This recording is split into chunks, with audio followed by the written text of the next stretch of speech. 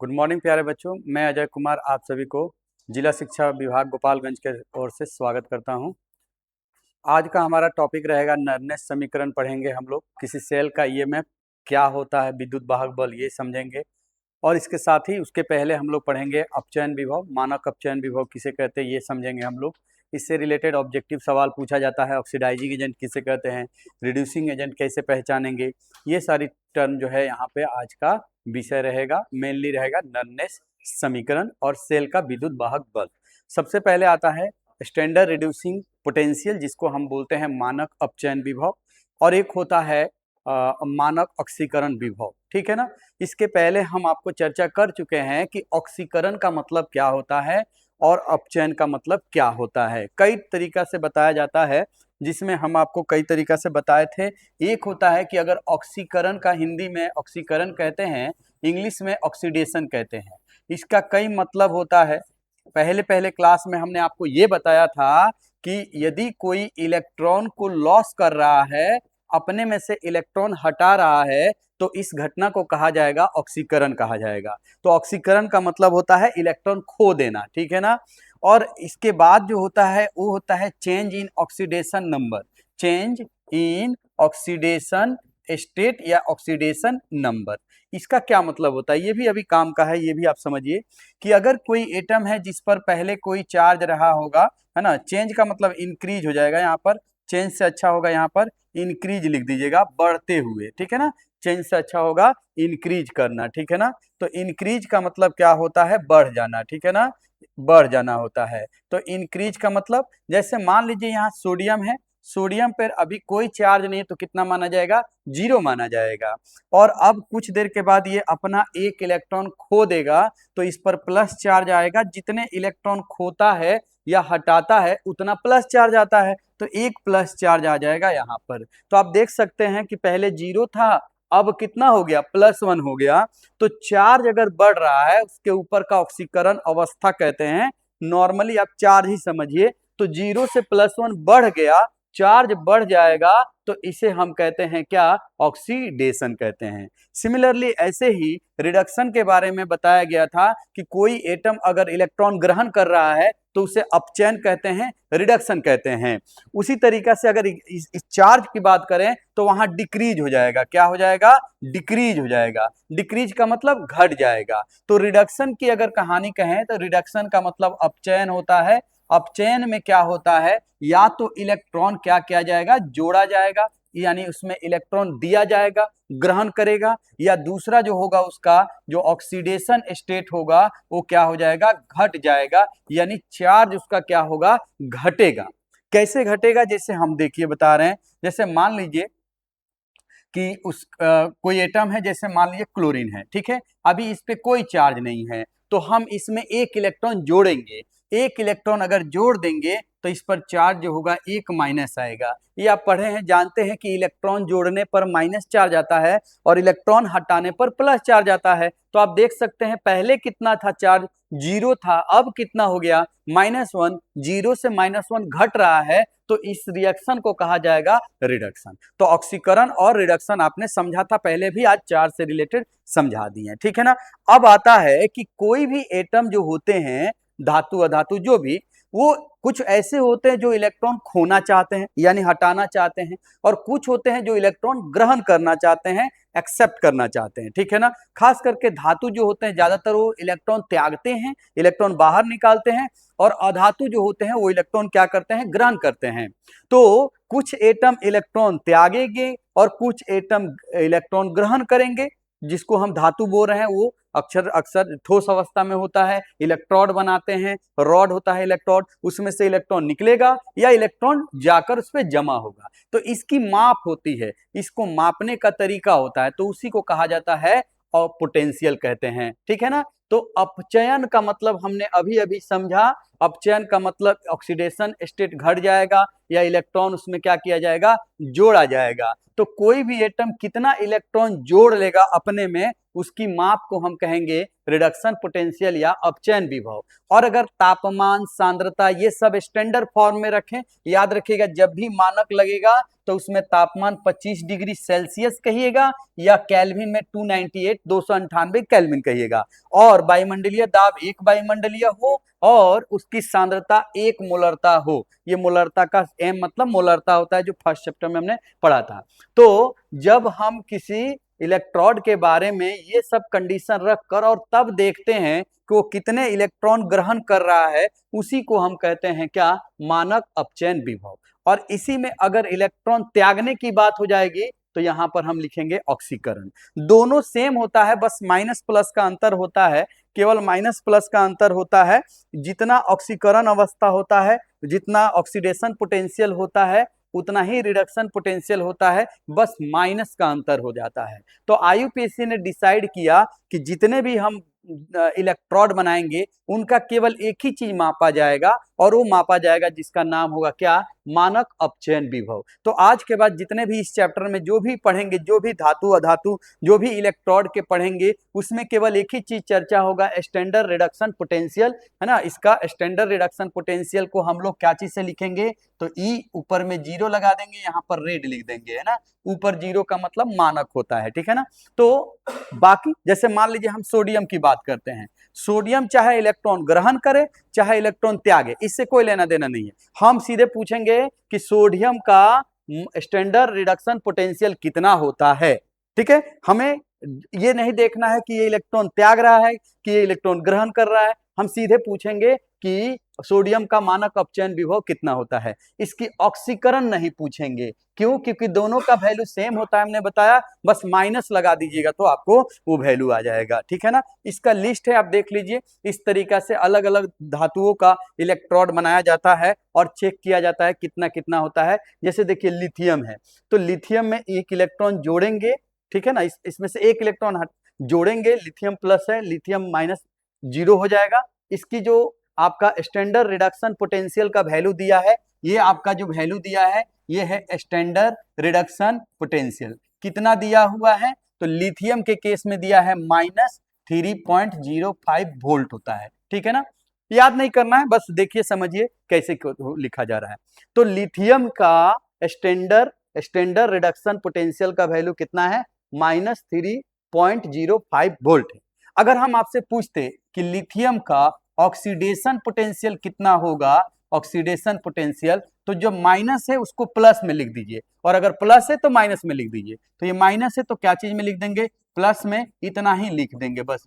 यानी यही बात है कि दोनों नहीं ज्ञात करते हैं, एक ही ज्ञात करते हैं। अगर आपको रिडक्शन पता है तो ऑक्सीडेशन लिखना बहुत आसान है, ऑक्सीडेशन पोटेंशियल। अगर वैल्यू माइनस में दिया है तो प्लस में लिख दीजिएगा, और प्लस में दिया रहेगा तो माइनस में लिख दीजिएगा। जैसे देखिए यहाँ फ्लोरीन का आप देखिएगा तो दिया है 2 पॉइंट, फ्लोरीन का क्या दिया हुआ है, तो ये आपका रिडक्शन पोटेंशियल स्टैंडर्ड दिया हुआ है, कितना दिया है, 2.87 दिया है, प्लस में दिया है 2.87 वोल्ट दिया है। अब आपसे कोई पूछेगा कि फ्लोरीन का ये तो रिडक्शन वाला हो गया, ऑक्सीडेशन वाला कितना होगा, तो आप कहिएगा ऑक्सीडेशन का जो वैल्यू होगा वो जो दिया है वो चेंज कर देंगे, अगर प्लस है तो माइनस लगा कर लिख देंगे, 2.87 वोल्ट हो गया। तो हम ये समझ गए कि एक वैल्यू दिया जाए तो दूसरा हम बता सकते हैं ये ऑक्सीडेशन होगा, ये ऑक्सीडेशन होगा। आपसे पूछा जाए रिडक्शन देकर ऑक्सीडेशन पूछा जाए या ऑक्सीडेशन देकर रिडक्शन, तो हम केवल चिन्ह बदल देंगे,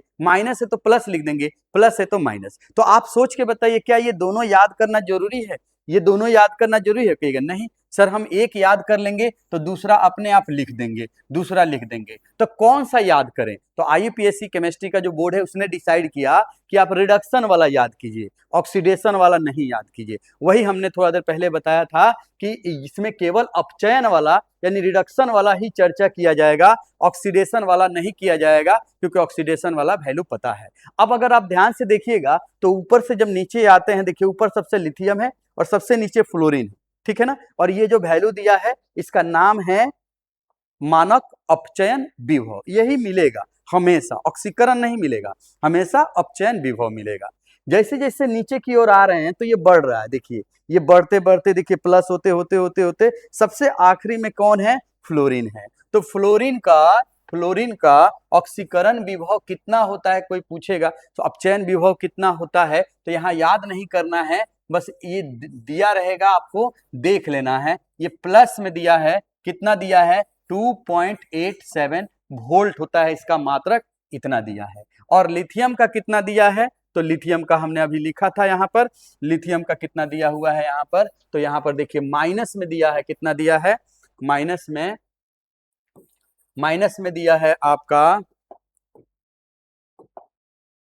माइनस में 3.05 वोल्ट दिया हुआ है। दोनों वैल्यू देखिए, दोनों में क्या अंतर आ रहा है। लिथियम का कितना दिया है, तो लिथियम का दिया है, रिडक्शन पोटेंशियल दिया है, कितना दिया है, प्लस 3.05 वोल्ट दिया है। सबसे ज्यादा वैल्यू किसका दिया है, अपचयन विभव का वैल्यू सबसे ज्यादा किसका दिया है, फ्लोरीन का दिया है। फ्लोरीन का प्लस में है और लिथियम का किस में है, माइनस में है। लिथियम का किस में है, माइनस में। तो सबसे ज्यादा किसका हो गया, तो कहिएगा सर सबसे ज्यादा हो गया फ्लोरीन का, ठीक है ना। तो फ्लोरीन क्या करना चाहता है, अपचयन होना चाहता है। अपचयन का मतलब इलेक्ट्रॉन जोड़ना चाहता है, तो दूसरे को क्या करेगा, ऑक्सीडाइज करेगा, ठीक है ना। जो काम खुद करेगा उसका विपरीत दूसरे को करेगा। याद रखिएगा, फ्लोरीन खुद का क्या कराना चाहता है, अपचयन कराना चाहता है। क्या कराना चाहता है, अपचयन, खुद का क्या, अपचयन। तो दूसरे को क्या करेगा, ऑक्सीकरण करेगा, ऑक्सीडाइज करेगा, इसीलिए इसका नाम हो जाएगा ऑक्सीडाइज। ये दूसरे को ऑक्सीडाइज करेगा, इसीलिए इसको कहेंगे ऑक्सीडाइजिंग एजेंट कहेंगे। क्या कहेंगे, ऑक्सीडाइजिंग एजेंट कहेंगे। तो दुनिया में सबसे स्ट्रॉन्ग ऑक्सीडाइजिंग एजेंट कौन होता है, सबसे स्ट्रॉन्ग ऑक्सीडाइजिंग एजेंट कौन होता है, फ्लोरीन होता है। अब बात करते हैं लिथियम का। लिथियम के आगे माइनस लगा है, यानी ये अपचयित होना नहीं चाहता है, ये ऑक्सीकृत होना चाहता है, ये अपना इलेक्ट्रॉन त्यागना चाहता है, इलेक्ट्रॉन त्यागना चाहता है, इसीलिए इसमें अभी जो है माइनस है, इलेक्ट्रॉन ग्रहण करेगा, माइनस में है, इसका मतलब नहीं चाहता है। तो ये क्या करना चाहता है, ये हमेशा ऑक्सीकृत होना चाहता है, यानी प्लस में लाना चाहता है। उसका इलेक्ट्रॉन का उस तरह से 3 इलेक्ट्रॉन होता है, एक इलेक्ट्रॉन त्यागेगा तो हीलियम बन जाएगा, उस तरीका से वो बना हुआ है। तो हम समझ सकते हैं यहां से कि लिथियम क्या करना चाहता है, ऑक्सीकृत होना चाहता है, ऑक्सीडाइज होना चाहता है। तो ये दूसरे को क्या करेगा, रिड्यूस करेगा। तो ये रिड्यूस करेगा मतलब रिड्यूसिंग एजेंट होगा। तो लिथियम सबसे स्ट्रॉन्गेस्ट क्या होता है, रिड्यूसिंग एजेंट होता है, यानी रिड्यूसिंग एजेंट। और फ्लोरीन क्या होता है, सबसे प्रबल ऑक्सीकारक होता है। ये दोनों सवाल आपसे पूछा जाता है, याद रखिएगा। सबसे प्रबल ऑक्सीकारक कौन होता है, तो फ्लोरीन होता है। और सबसे प्रबल अपचायक कौन होता है, तो लिथियम होता है। ये दोनों याद रखिएगा। बीच में जितने भी हैं वो सब बीच में रहेंगे, उनके बारे में नहीं पूछा जाएगा। मतलब फ्लोरीन क्या करता है, दूसरे को ऑक्सीडाइज करता है, दूसरे को इलेक्ट्रॉन दूसरे से इलेक्ट्रॉन ग्रहण करके उसको ऑक्सीडाइज कर देता है। जैसे देखिए, मान लीजिए ये सोडियम है, तो सोडियम में क्या अगर रख दें, फ्लोरीन को यहाँ रख दे, क्या चीज को, फ्लोरीन को। जैसे आप फ्लोरीन यहाँ रखेंगे तो फ्लोरीन क्या करेगा, इस सोडियम में से एक इलेक्ट्रॉन ग्रहण कर लेगा और सोडियम को बना देगा क्या, प्लस चार्ज में बना देगा। सोडियम का ऑक्सीकृत हो गया, किसकी उपस्थिति में, फ्लोरीन की उपस्थिति में। तो इसको क्या कहा जाएगा, तो फ्लोरीन को कहा जाएगा ऑक्सीडाइजिंग एजेंट। तो फ्लोरीन सबसे ऑक्सीकारक होता है, प्रबल ऑक्सीकारक होता है। दुनिया में सबसे ज्यादा प्रबल जो बोलेंगे सारे 118 तत्वों में, तो फ्लोरीन हो गया। याद रखिएगा, फ्लोरीन सबसे ज्यादा क्या होता है, ऑक्सीकारक। मतलब ये क्या करता है, किसी से भी इलेक्ट्रॉन ग्रहण कर सकता है, ये सबसे ज्यादा विद्युत ऋणात्मक तत्व है।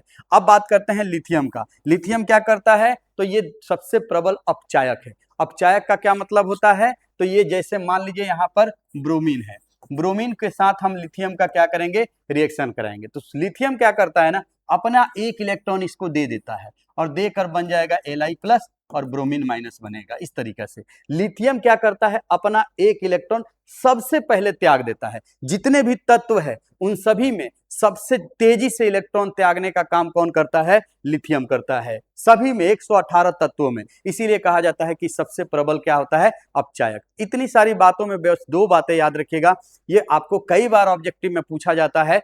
4 गो ऑप्शन दे देगा, फ्लोरीन, क्लोरीन, ब्रोमीन, आयोडीन, और आपसे पूछा जाएगा कि सबसे प्रबल ऑक्सीकारक कौन है, तो फ्लोरीन है। उसी तरीका से सोडियम, पोटेशियम, लिथियम, है ना, इस तरीका से दिया रहेगा 4 ऑप्शन, और आपसे पूछा जाएगा सबसे प्रबल अपचायक कौन है, तो लिथियम है। याद रखिएगा, ये दोनों सवाल आपसे पूछा जाता है। अब आता है अगला टर्म, सेल का विद्युत वाहक बल किसे कहते हैं। सेल का ईएमएफ इसका पूरा नाम होता है इलेक्ट्रोमोटिव फोर्स होता है। ये दो जगह आप पढ़ेंगे, आप फिजिक्स में भी पढ़ते हैं और केमिस्ट्री में भी पढ़ते हैं, ठीक है ना। बात वही है, सेल का ईएमएफ किसे कहते हैं। तो हमने बैटरी जब बनाया था तो याद होगा 2 खंड हुआ करता था, और उन 2 खंडों में 2 इलेक्ट्रोड हुआ करता था इस तरीका से, और बीच में क्या हुआ था, लवण सेतु इस तरीका से हुआ करता था। यही था कहानी। अब जब किसी सेल के दोनों इलेक्ट्रोड को आपस में जोड़ा ना जाए, जोड़ा नहीं जाए मतलब खुला परिपथ हो, ठीक है ना, यानी इस वाले से इस वाले को जोड़ा नहीं गया है, किसी भी बल्ब के द्वारा, पंखे के द्वारा कोई भी चीज जोड़ा नहीं जाए, खुला रखा जाए, परिपथ खुला है, तो अभी विद्युत धारा इसमें प्रवाहित नहीं होगा। जब तक परिपथ पूरा नहीं होता है तब तक विद्युत धारा प्रवाहित नहीं होता है। तो यहाँ पर अभी परिपथ खुला है, तो उस स्थिति में ये जो एनोड है, इसको एनोड बोलते हैं। याद होगा आपको, बाएं साइड में क्या होता है, ये लेफ्ट साइड है, और ये कैथोड है। ये क्या है, कैथोड है, ये राइट साइड में होता है। तो दोनों इलेक्ट्रोड के जो विभव होगा, पोटेंशियल होगा, उनके बीच के अंतर को ही क्या कहेंगे, विभवांतर कहते हैं, या सेल का विद्युत वाहक बल कहते हैं, ठीक है ना। जितना भी विभवांतर होगा, विभव में अंतर होगा, किसके किसके बीच में, तो एक एनोड और एक कैथोड। कब, जब परिपथ खुला हो, आपस में जुड़ा नहीं हो, तब इन दोनों के बीच के अंतर को, यानी विभव में अंतर को क्या कहेंगे हम लोग, इस तरीका से विद्युत वाहक बल कहेंगे, ईएमएफ कहते हैं। इसे ई से सूचित करते हैं, क्या चीज से सूचित करेंगे, कैपिटल ई से सूचित किया जाता है, ठीक है ना। तो कि जब किसी विद्युत सेल या बैटरी के दोनों सिरे पे कोई बाह्य धारा प्रवाहित नहीं हो, यानी ये खुला हो, क्या हो, ये खुला परिपथ हो, तब दोनों इलेक्ट्रोड के बीच के विभव के अंतर को ही क्या कहते हैं, विद्युत वाहक बल कहते हैं। इसे ईएमएफ भी कहते हैं, इलेक्ट्रोमोटिव फोर्स इसका पूरा नाम होता है, ठीक है ना। अब ये फॉर्मूला इसका है, ये क्या है इसका, ये फॉर्मूला है, याद कर लीजिएगा, सिंपल सा ये फॉर्मूला है। ई सेल का मतलब होता है ईएमएफ ऑफ ए सेल, किसी बैटरी का विद्युत वाहक बल, किसी भी बैटरी में कितना वोल्टेज होगा, ये चीज हम बताने का काम कर रहे हैं। यानी कोई बैटरी लाते हैं, जैसे मान लीजिए आप लाते हैं बड़ा 12 वोल्ट का बैटरी लाते हैं, 6 वोल्ट का लाते हैं, तो ये जो 6 वोल्ट 12 वोल्ट आप जो बोलते हैं ना, वही ये ईएमएफ कहलाता है, सेल का विद्युत वाहक बल कहलाता है, सिंपल भाषा में वोल्टेज आप जो बोलते हैं, ठीक है ना। तो ये क्या होता है, रिडक्शन का ही अंतर हुआ। देखिए यहाँ पर अभी अभी थोड़ा देर पहले हमने चर्चा किया था कि जब भी कभी भी इलेक्ट्रोड की बात होगी तो केवल अपचयन का बात करेंगे, क्योंकि ऑक्सीकरण हमें पता है, माइनस है तो प्लस कर देंगे और प्लस है तो माइनस कर देंगे। सबसे पहले कैथोड, कैथोड किधर होता है, राइट साइड में, और तब माइनस होगा क्या, एनोड। यानी इस इलेक्ट्रोड का इलेक्ट्रोड पोटेंशियल निकालेंगे, कौन सा, अपचयन वाला, और घटा देंगे, जो आंसर होगा वही होगा। मानक का मतलब आप जानते हैं, जब तापमान कितना हो, 298 केल्विन हो, दाब कितना हो, एक वायुमंडलीय दाब हो, और सांद्रता कितना हो, 1 m है, तो इसको हम क्या कहते हैं, मानक कहते हैं। देखिए यहाँ विद्युत वाहक बल है, यहाँ मानक है। मानक जब भी रहेगा तो ऊपर 0 लगा दिया जाता है, ये नोटेशन है, ठीक है ना। ये सिंपल विद्युत वाहक बल हो गया बैटरी का, और जब आप इस तरीका से लिखते हैं तो ये मानक हो गया। मानक का क्या मतलब होता है, इसमें आपको ताप फिक्स रहेगा। ताप क्या रहेगा, फिक्स रहेगा, कि तापमान हमेशा कितना लेना है, 25 डिग्री सेल्सियस लेना है ना। दाब कितना लेना है, 1 atm, और सांद्रता कितना लेना है घोल का, 1 मोलरता लेना है। उस स्थिति में बस ये सब सेम रहेगा, खाली ऊपर क्या रहेगा, मानक लगा दिया जाएगा, ठीक है ना। या इसको हम अभी अभी बताए, ये राइट साइड में होता है और ये क्या होता है, लेफ्ट साइड में होता है। इस तरीका से आप याद रखिएगा, ठीक है ना। सेल का विद्युत वाहक बल। अब आता है जो सेल का विद्युत वाहक बल ज्ञात करेंगे, तो उसमें जो फॉर्मूला होता है उसका यूज करेंगे हम लोग। तो कैसे यूज करेंगे हम लोग देखते हैं। इस तरह से सवाल हालांकि पूछा नहीं जाता है, थोड़ा नर्नेस समीकरण से पूछा जाता है, फिर भी आपको हम बता देते हैं कि कोई भी एक सेल दिया रहेगा, ठीक है, इस तरीके से सवाल रहेगा। मान लीजिए एक सेल है, एक गैल्वेनिक सेल है, इस तरीका से दिया है, ये Zn है, एस है, ठीक है, और यहाँ पर Zn2+ दिया रहेगा, Zn2+, और यहाँ पर एक्वस लिखा रहेगा या कुछ भी, फिर यहाँ लिखा रहेगा Cu2+, एक्वस लिखा रहेगा, और Cu,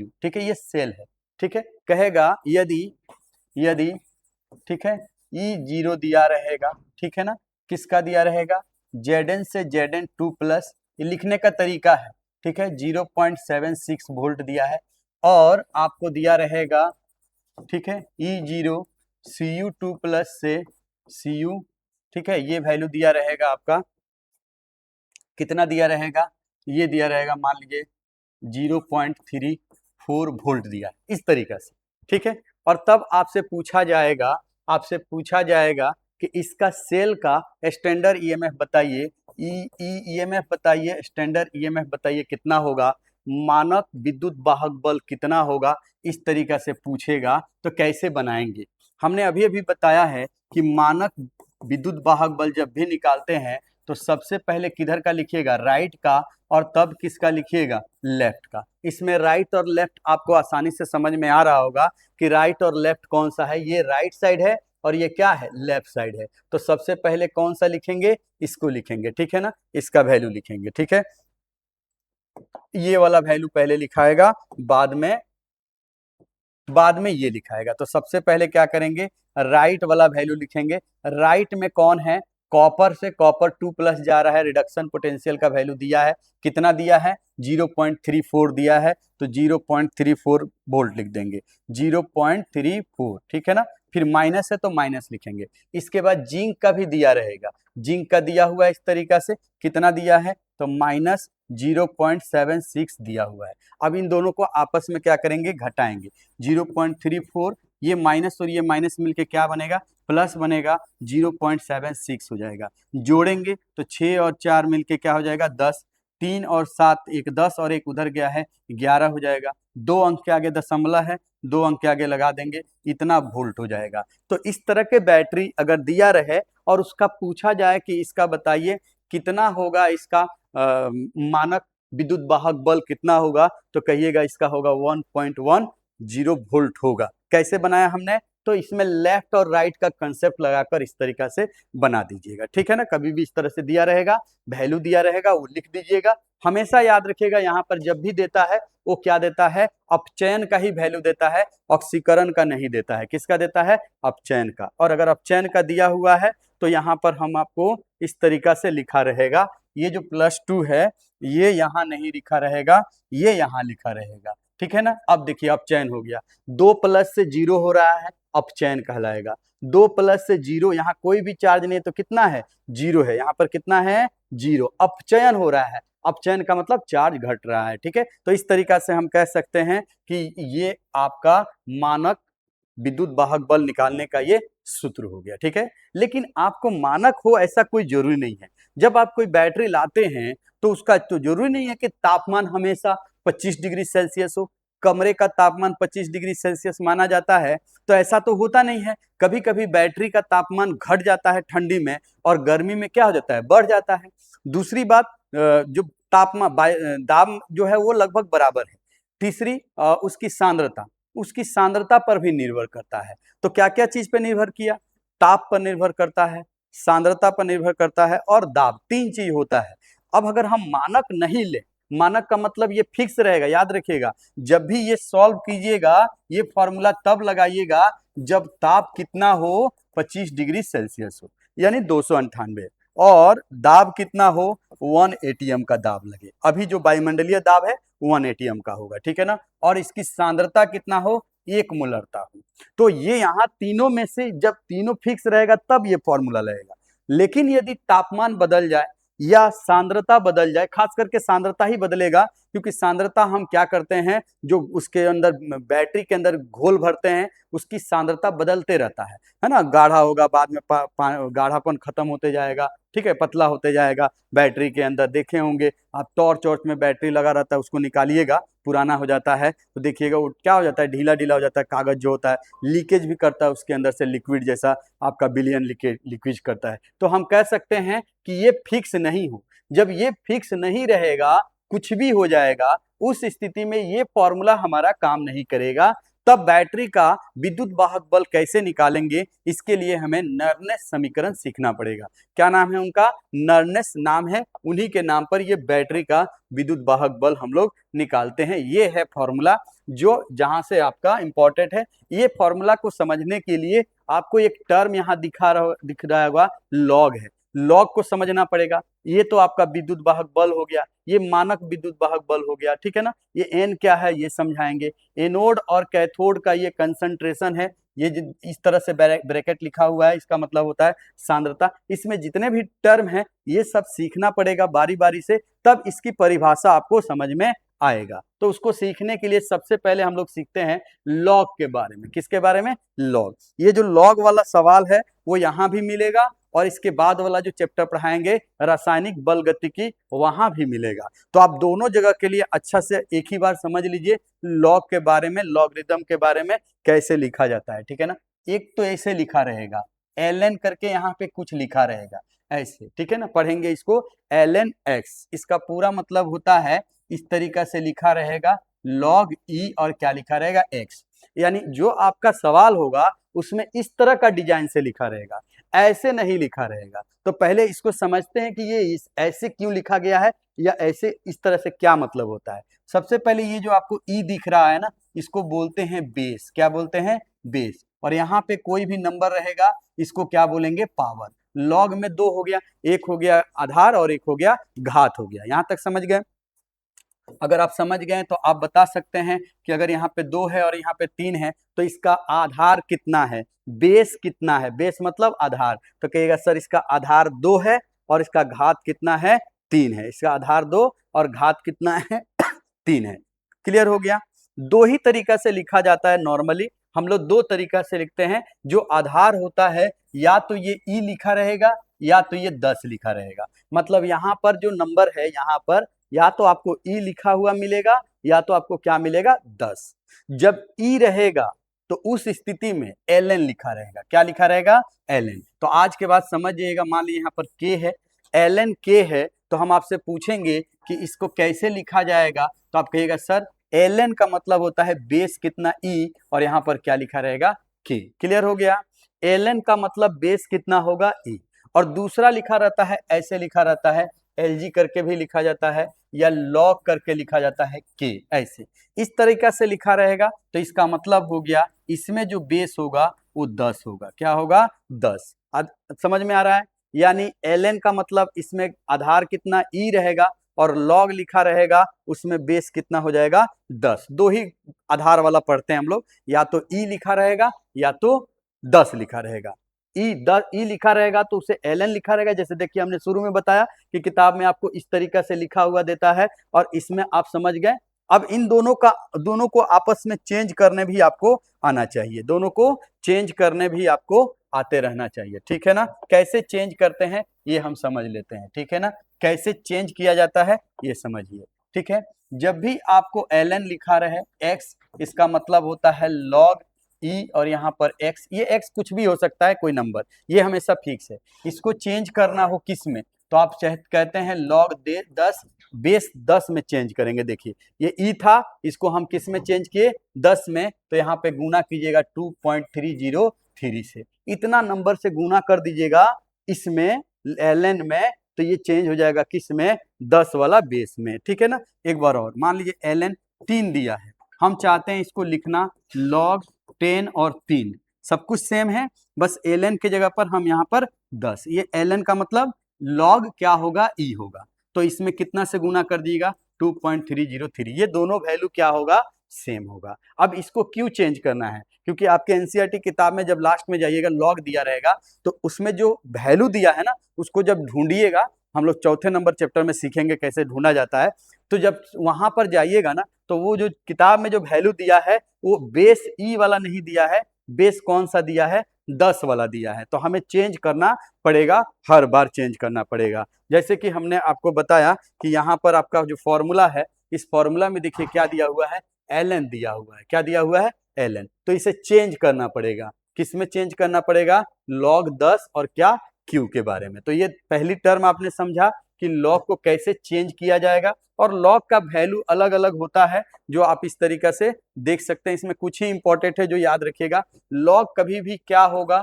log यहाँ पे कुछ भी हो, मान लीजिए हम 10 लिए और यहाँ पर 1 ले लेते हैं तो इसका वैल्यू कितना हो जाता है, 0 हो जाता है। कितना हो जाता है, 0 हो जाता है। याद रखिएगा लॉग को इस तरीका से, अगर वैल्यू क्या हो जाए, 1 हो जाए, यहाँ पर, यहाँ कुछ भी हो इससे कोई लेना देना नहीं, यहाँ पर अगर इसकी जो पावर है 1 हो जाए तो ये वैल्यू कितना हो जाएगा, 0 हो जाएगा। दूसरा आप इसमें से याद कर सकते हैं कि अगर लॉग दिया रहेगा, ठीक है ना, लॉग यहाँ जो वैल्यू हो वही वैल्यू यहाँ हो, सेम वैल्यू हो तो इसका वैल्यू कितना हो जाता है, 1 हो जाता है। दोनों जगह क्या हो, सेम हो तो 1 हो जाता है। तीसरा जो फॉर्मूला जो सबसे ज्यादा यूज होगा कि लॉग एक पावर दिया है, मान लीजिए a, यहाँ पर एगो b दिया है और इसके ऊपर एक और पावर c दिया है, तो इस स्थिति में जो पावर होता है वो आगे चला आता है, तो c लिख दीजिएगा, फिर लॉग लिखिएगा, फिर a लिखिएगा और क्या लिखिएगा, b। समझने के लिए यहाँ पे समझते हैं, जैसे मान लीजिए यहाँ पे लॉग, यहाँ पे 10 और यहाँ 10 के पावर क्या दिया रहेगा,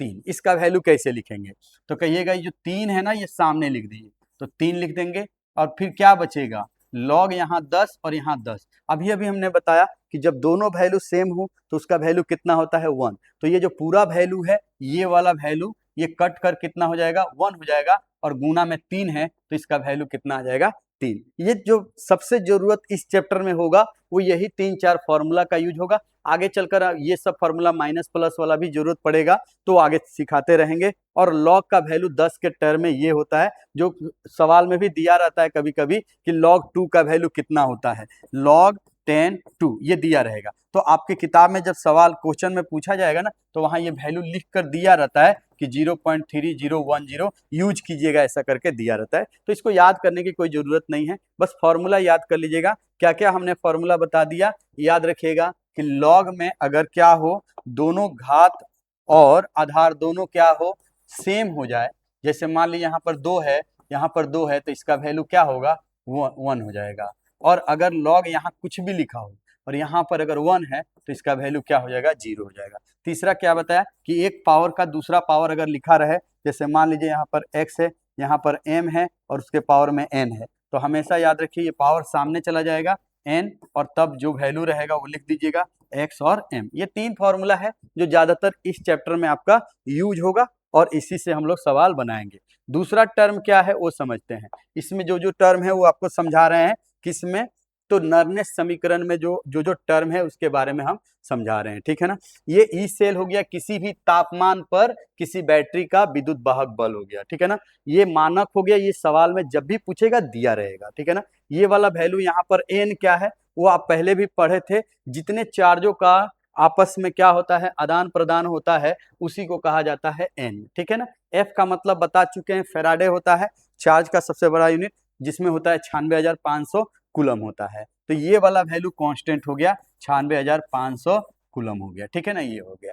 टी का वैल्यू हम 25 डिग्री सेल्सियस या 298 केल्विन रखते हैं। आर का वैल्यू 8.314 रखते हैं, ठीक है ना। तो ये सारे वैल्यू, इसको रखेंगे 8.314, इसको रखेंगे 298 और इसको रखेंगे इतना, ये 3 चीज को गुना, ये दोनों गुना और ये, और साथ में यहाँ ln जो है इसको बदल दीजिएगा किस में, तो इसको बदल दिया जाएगा लॉग में। देखिए लॉग का मतलब यहाँ 10 हो गया तो यहाँ गुना होगा 2.303। ये बेसिकली तीनों चीज को अगर गुना करेंगे तो क्या बनेगा, हमने क्या बताया, माइनस था, आर था, टी था, फिर नीचे में एन एफ था और यहाँ एल एन क्यू था। क्यू क्या है वो अब थोड़ा देर में बता दिया जाएगा, ठीक है ना। अब इन सभी में इस आर का वैल्यू रखेंगे, ठीक है ना, टी का वैल्यू रखेंगे, एफ का वैल्यू रखेंगे, और यहाँ पर जब लॉग को चेंज कीजिएगा 10 में तो यहाँ पर गुना होगा 2.303। ये सब चीज वैल्यू को जब रखिएगा तो इसका वैल्यू कट कर आता है, कितना आता है, 0.059 आता है, ठीक है ना। ये वैल्यू हो गया,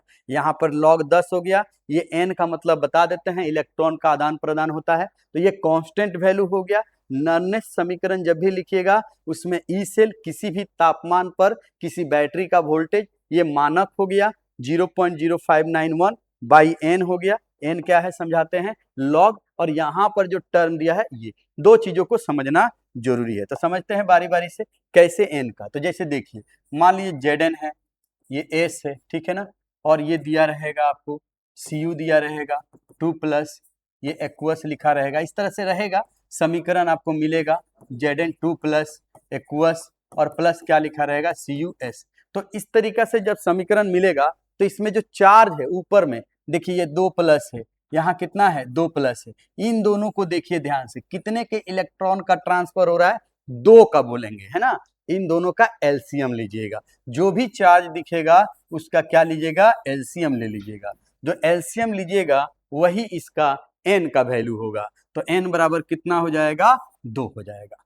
मान लीजिए कोई ऐसा भी होगा, कहीं कहीं ऐसा भी हो सकता है कि यहाँ पर आपका मान लीजिए 3 प्लस है, मान लेते हैं, ठीक है ना।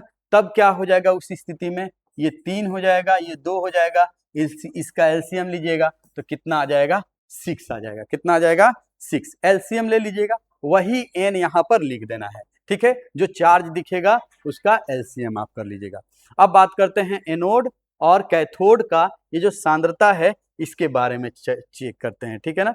इसके बारे में आप ऐसे समझिए कैसे लिखा जाता है, इसको रिएक्शन कोएफिशिएंट कहते हैं। मान लीजिए हम एक उदाहरण के लिए समझने के लिए एक रिएक्शन समझाते हैं आपको। इस तरीका से कोई रिएक्शन है, ठीक है ना, ये 3B दिया हुआ है, ठीक है ना।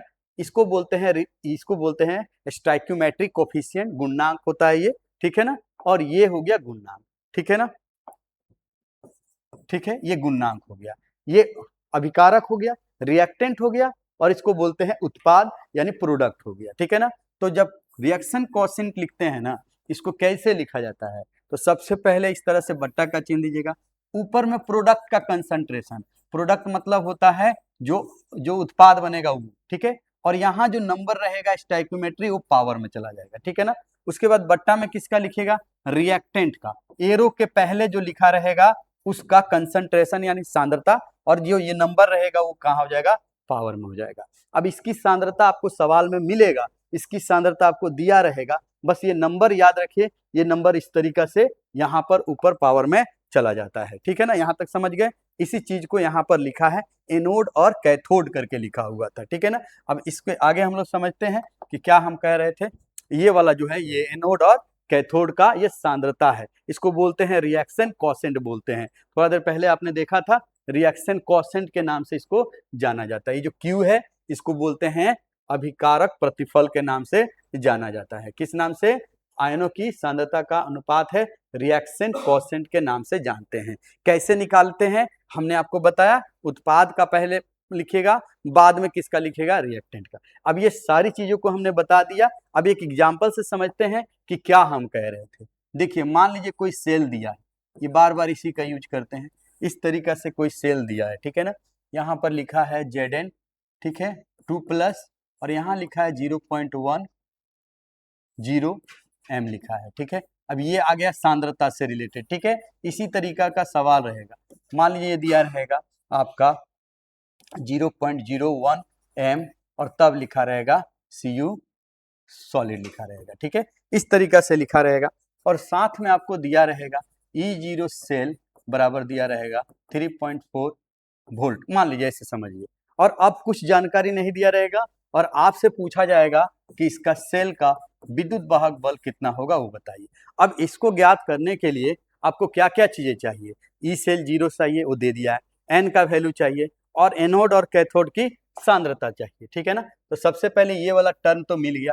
फॉर्मूला क्या था एक बार लिख देते हैं, E0 सेल माइनस था 0.0591 बाई एन था, और यहाँ लॉग था 10 था, ऊपर में एनोड था, ठीक है, और नीचे में क्या था, कैथोड था। अब यही चीज समझ लीजिए, आपको आ जाएगा। देखिए यहाँ पर E0 सेल का वैल्यू दिया है 3.4 माइनस 0.0591, एन का वैल्यू कैसे, अभी अभी हमने बताया, ये जो 2 है, यहाँ 2 है, दोनों का एलसीएम लीजिएगा तो 2 आएगा, वो यहाँ लिख दीजिएगा, ठीक है। फिर लिखिएगा लॉग, यहाँ 10 लिखिएगा। अब एनोड कौन है, कैथोड कौन है, कई बार हम बताए थे कि क्या याद रखिएगा, लोन याद रखिएगा। क्या याद रखिएगा, लोन। लेफ्ट में ऑक्सीडेशन होता है, एनोड होता है, लेफ्ट साइड वाला क्या है, एनोड है। एनोड का कितना वैल्यू दिया है सांद्रता, तो कहेगा 0.10 करके दिया है, ठीक है, ये सांद्रता हो गया। डिवाइडेड बाय कैथोड का कितना दिया है, तो 0.01 ये दिया हुआ है, ठीक है, ये सांद्रता। अब इसके पावर में तो सामने कोई भी अंक नहीं है, देखिए यहाँ और यहाँ, अगर कोई नंबर रहता तो यहाँ घात में लिखते, लेकिन कोई भी नंबर नहीं है तो उसको ऐसे ही छोड़ देंगे। अब इसको सॉल्व करेंगे, 3.4 माइनस 0.0591 डिवाइडेड बाई 2, इसको सॉल्व करते हैं तो दशमलव हटाते हैं। दशमलव कैसे हटाया जाता है? तो ये दशमलव, इसका मतलब ये हुआ कि यहाँ पर इसका कोई मतलब नहीं है, यहाँ पर ये जो जीरो दिया है इसका कोई मतलब नहीं है, ठीक है ना। अब समझिए, ऊपर एक अंक के आगे दशमलव है, नीचे 2 अंक के आगे दशमलव है। जब दशमलव हटाइएगा तो इसके एक एक कट जाएगा, 1 10 बच जाएगा यहाँ पर, तो ये हो जाएगा कितना, log 10, ठीक है। यहाँ पर 1 0 बच जाएगा, मतलब 10 बचेगा। कैसे सॉल्व किया देख लीजिए, 0.1 0.01, ठीक है। इसको जब हटाएंगे तो एगो जीरो यहाँ लगेगा, इसको जब हटाएंगे तो 2 जीरो यहाँ लगेगा। अब बचा क्या, तो ऊपर में बचेगा 100, नीचे में बचेगा 10, एक जीरो से एक जीरो कट गया, कितना बचा, 10। अभी अभी थोड़ा देर पहले हमने इसका फॉर्मूला बताया था, जब लॉग के बारे में समझा रहे थे तो वहां आपको क्या बताए थे कि जब दोनों वैल्यू सेम हो जाए तो इसका वैल्यू कितना हो जाता है, 1 हो जाता है, ठीक है। जब ये आधार और घात दोनों सेम हो जाए तो वो क्या हो जाता है, 1 हो जाता है। वही चीज का हम यहाँ प्रयोग करेंगे तो यहाँ पर इसका वैल्यू क्या हो जाएगा, 1 हो जाएगा, बचेगा केवल यही। तो इसको हम सॉल्व कर देते हैं। कैसे सॉल्व होगा, तो ये तो हो जाएगा 1। अगर यहाँ पर मान लीजिए कुछ और रहता तो इसको सॉल्व करते, देखिए यहाँ पर हो जाएगा 3.4 माइनस, ये तो 1 हो गया, इसको 2 से भाग कर देंगे तो 0.0, इसको 2 से भाग करेंगे, 2 बार कटेगा, 1 जाएगा 19 हो जाएगा, 9 बार में कटेगा, 1 जाएगा 11 होगा, लगभग 5 बार में और भी कटेगा। अब इसको घटा लीजिएगा इसमें से, यही आपका क्या आ जाएगा, वोल्ट में इसका ई सेल आ जाएगा। इस तरीका से आपको सवाल दिया रहेगा, किसका, गैल्वेनिक सेल का, और आपसे पूछा जाएगा ई सेल। इसमें जो टर्म था, कैसे कैसे प्रयोग करना था, वो हमने आपको अभी समझाया था। गैल्वेनिक सेल के अंदर नर्नेस समीकरण लिखने का जो तरीका है वो यही है, याद रखिएगा। ये फॉर्मूला है, ये मेन फॉर्मूला हो गया, यही आपसे पूछा जाता है। 2 नंबर के लिए भी पूछा जाता है, कभी कभी इसका सॉल्यूशन पूछा जाता है। इसको बढ़िया से याद कर लीजिएगा। किसी भी सेल का जो विद्युत वाहक बल है वो निकालने का ये क्या है, ये फॉर्मूला है, ठीक है ना। क्या होता है फॉर्मूला, किसी भी तापमान पर निकालने का नर्नेस समीकरण है, जिसमें जितना भी टर्म है उसको हमने समझाया, ठीक है। और उसी आधार पर आप क्या करेंगे, सवाल एनसीईआरटी किताब में दिया हुआ है। हम नेक्स्ट क्लास में भी लाएंगे, इस पे रिलेटेड सवाल लेकर आएंगे और इसमें अलग अलग टाइप के सवाल को हम क्या करेंगे, बनाएंगे, ठीक है। आप इसको नोट कर लीजिएगा अच्छे से। नर्नेस समीकरण से पूछा जाता है और आपसे पूछा जाता है ऑक्सीकरण, ऑक्सीकारक और अपचायक के रूप में कौन प्रबल होता है, कौन दुर्बल होता है।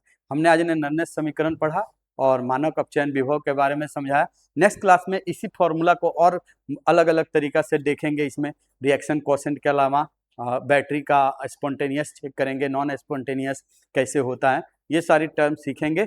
और उसके बाद आपका किस तरह से क्या, कौन तापमान पे क्या प्रभाव पड़ता है, इस तरीका से आगे का टर्म रहेगा, ठीक है। आज के लिए इतना ही, धन्यवाद।